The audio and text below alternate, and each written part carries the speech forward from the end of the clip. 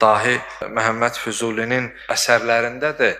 Biz bəzən başımıza bəla, müsibət gələndə narahat oluruq. Məsələn, deyirik ki, mənim namazım yerimdədir, orucum yerimdədir. Bunlar niyə mənim başıma gəlir?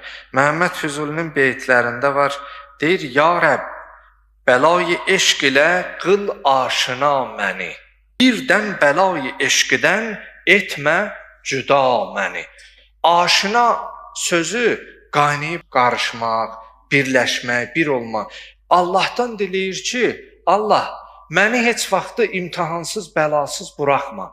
Bir an belə məni, əgər mən mübtəla olacağım işlərdən uzaq düşsəm, elə bilərəm ki, mən sənin nəzərində deyirəm, sənin rəhmətində deyirəm. Yəni, adam Allahdan özünə bəla diləyir, deyə bilərsən ki, bu necə ola bilər ki, adam bəla diləsin? Eşq özü əslində bir insanın ruhu üçün, belə deyək də, bir xəstə halına, salıcıqlığına dəlalət edir və onu belə vəsf eləyir ki, Allah, əgər mən sənə aşiq olsam, o xəstəliyə yoluxsam, mən sənsiz qala bilmərəm.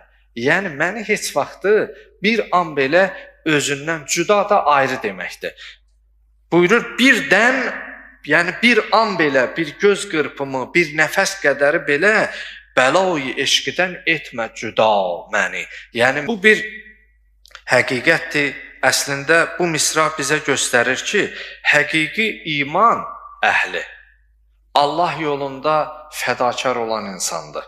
Və Kərbəla hadisəsi isə bu eşqin ən ali zirvəsində duran bir hadisədir. Yəni, ilahi eşqə qovuşmaq üçün insan bütün doğmalarından, hətta canından keçməsi, bu onun ən ali zirvəsidir, göstəricisidir.